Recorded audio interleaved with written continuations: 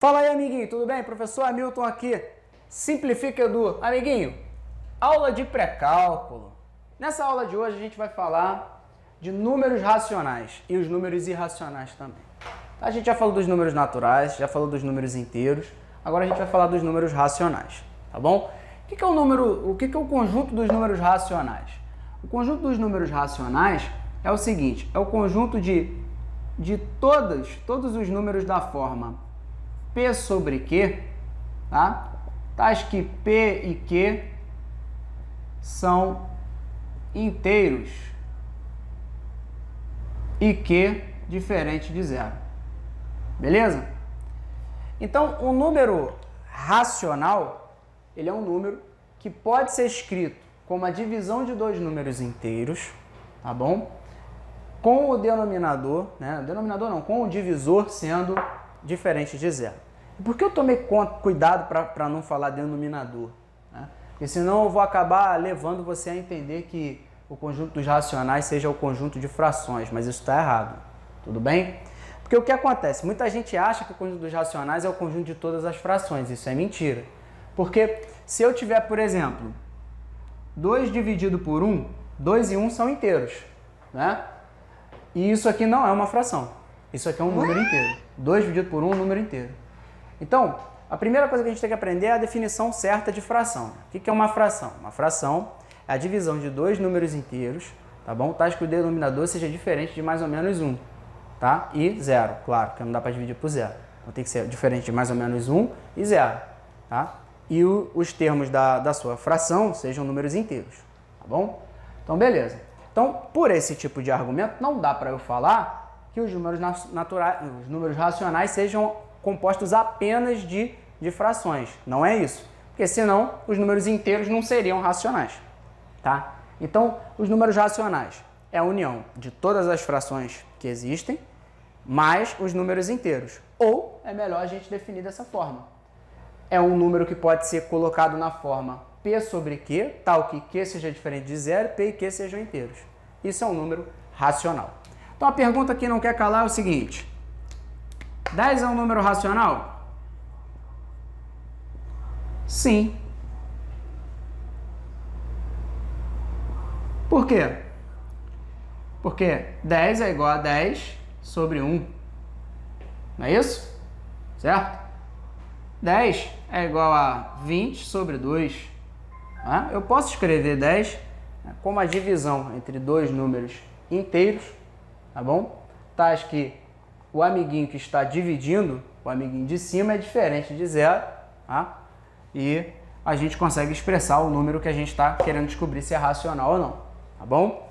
Então agora, se eu te falar assim, ó, o número menos 5 é racional? Menos 5 sobre 2 é racional? Sim. Por quê? Porque menos 5 e 2 pertencem aos inteiros, né?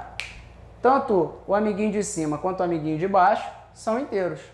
Está dentro da definição. Então, isso aí são números racionais, tá? O que acontece é o seguinte, os números racionais, alguns deles, quando são escritos, não necessariamente são apresentados dessa forma aqui. Por exemplo, eu poderia ter escrito aqui para você o menos 5 sobre 2 como 2,5 negativo.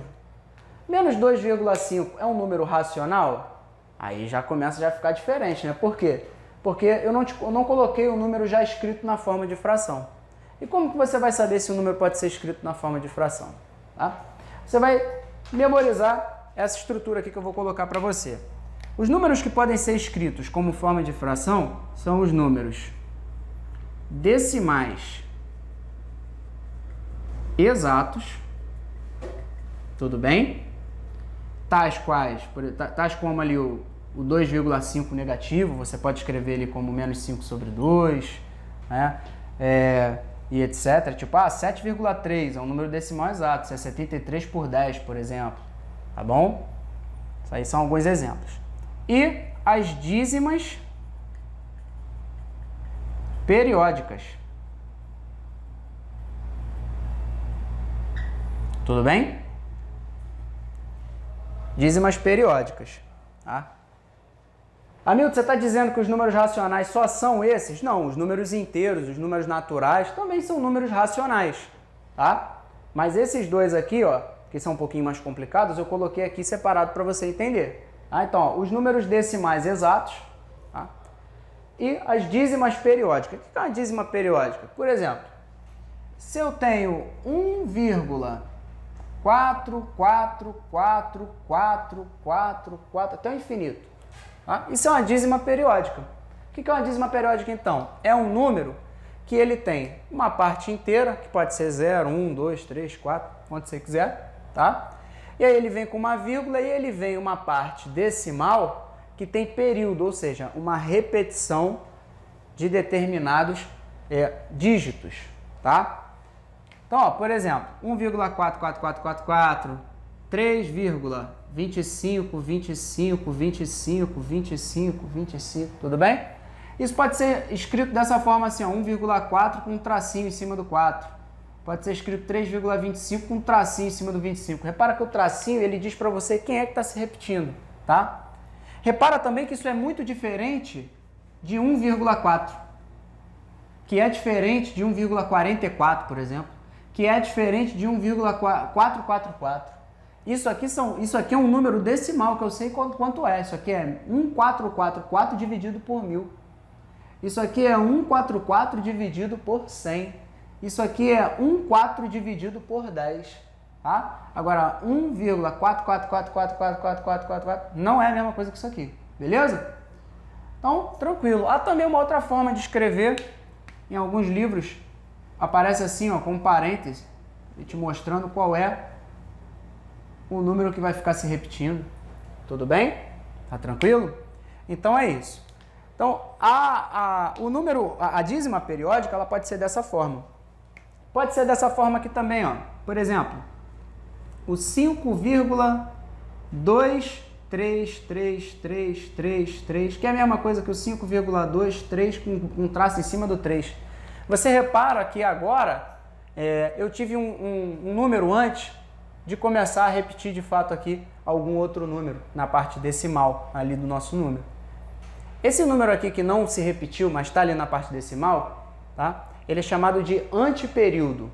E os números que se repetem são chamados de período, tá? Então, qual é aqui o período desse número aqui?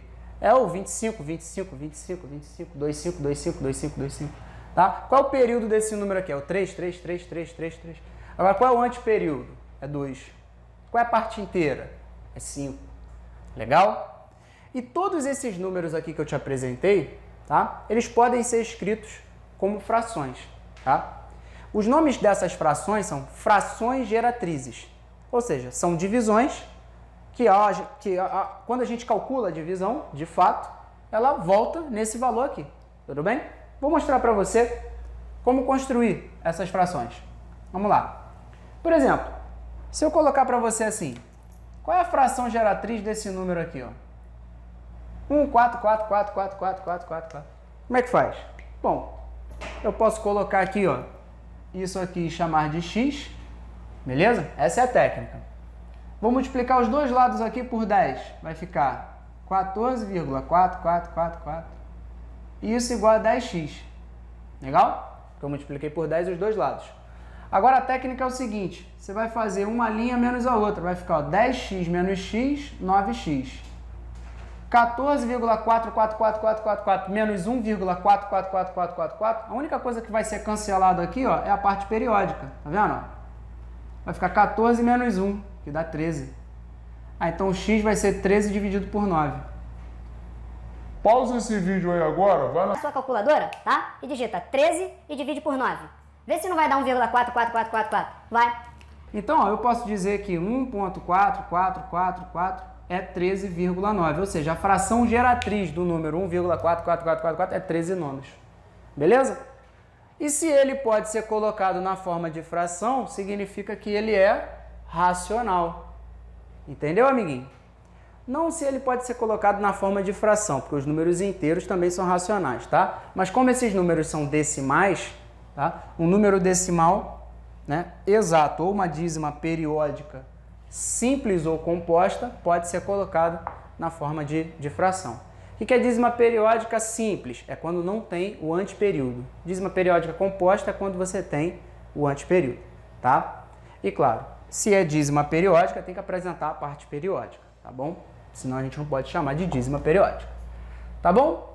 Legal, então a gente aprendeu a técnica aqui para fazer o cálculo da fração quando a gente tem um número assim simples, com um período bem simplesinho da gente calcular. Mas pode ser que o período seja um pouco mais complicado. Vou te mostrar com outro exemplo.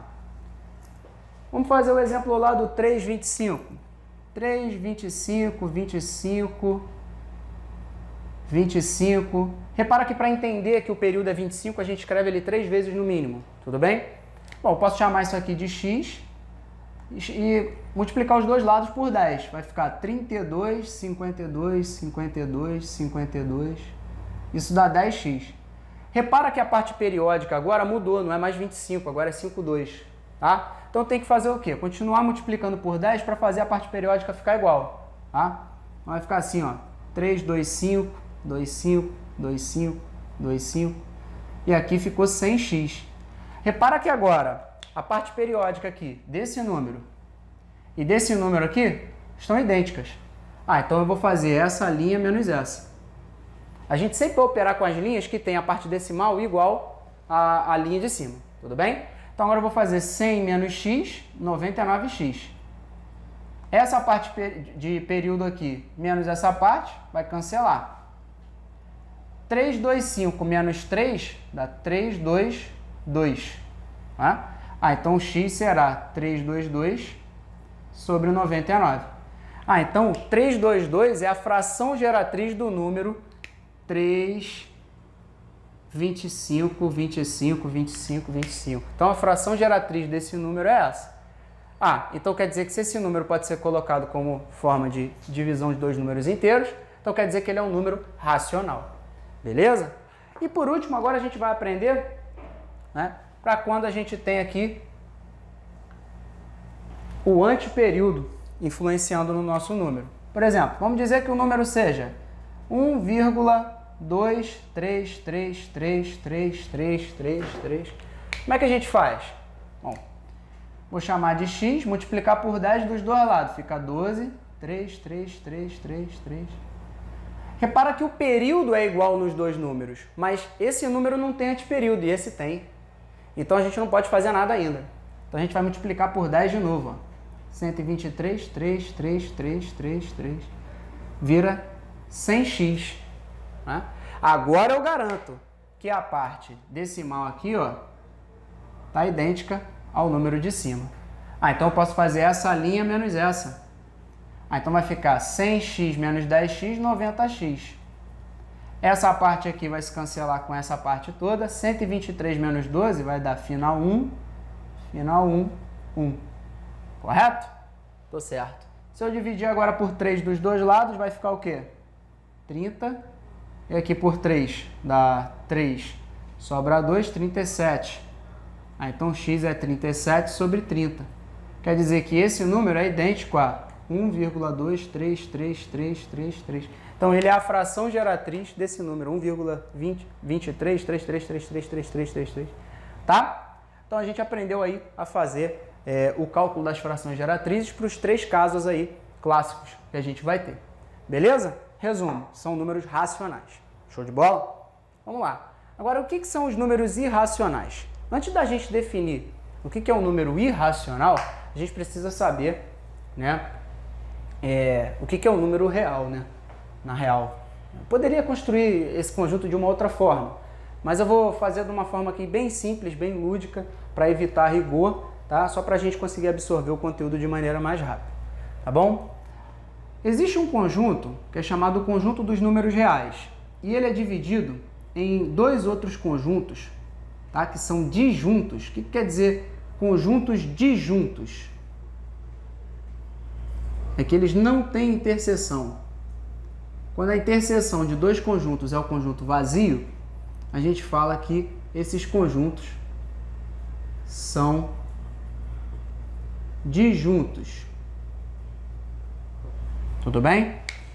O conjunto dos números reais ele é feito pela união entre os números racionais e os números irracionais. Tranquilo? Então, o que é o conjunto dos números irracionais? O conjunto dos números irracionais é todo número real que existe que não é racional. Na prática, é o conjunto de todos os números decimais, tá? Sem período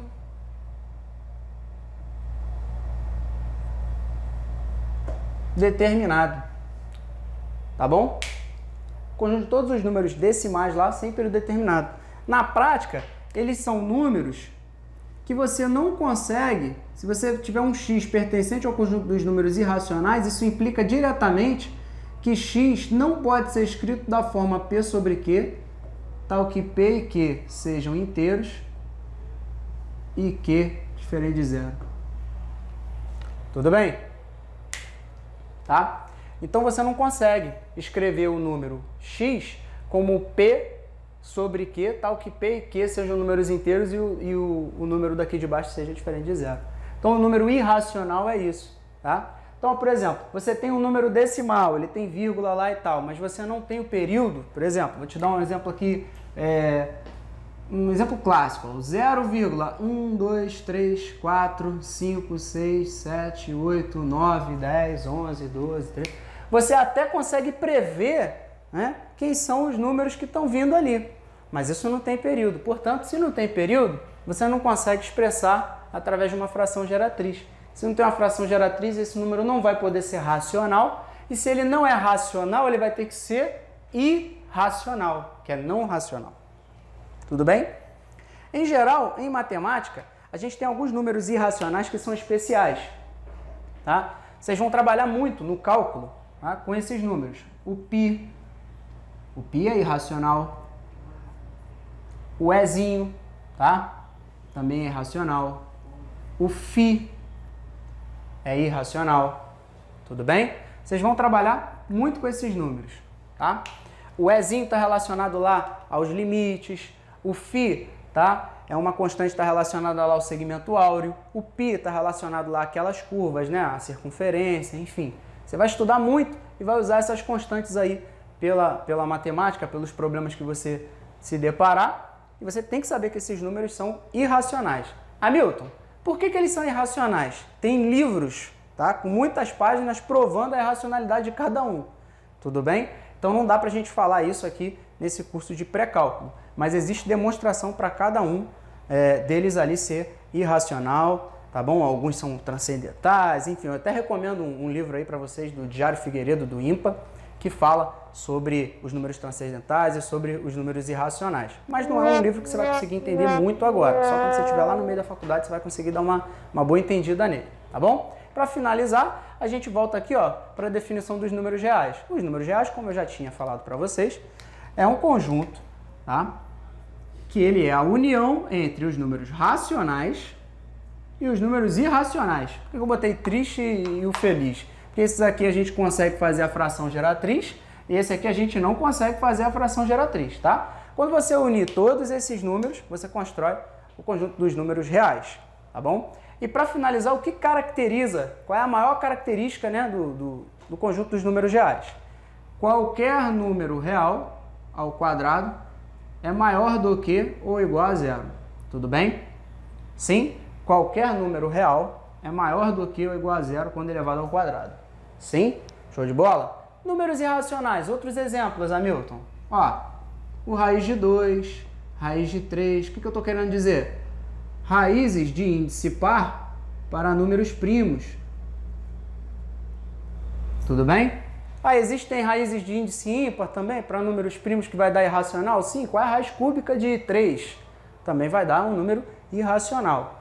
Tá? Todo aquele número que você não conseguir transformar numa fração, uma fração não, numa divisão de dois números inteiros, né? Porque senão se eu falar fração você vai entender que tem que só ser diferente de zero, não é isso. Né? Mas todo número que você colocar na forma de divisão de dois números inteiros, P sobre Q, tá? Com Q diferente de zero, vai ser um número racional. Se for colocado dessa forma, vai ser um número racional. Se for um número que não conseguir ser colocado dessa forma, aí ele vai ser um número irracional.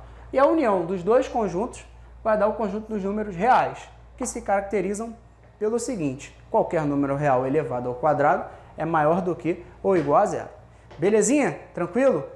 No próximo vídeo a gente vai falar de mais detalhes de cada um desses conjuntos aí e a gente vai falar, tá, do que tem a ver isso aí com o estudo de conjuntos, funções, relações.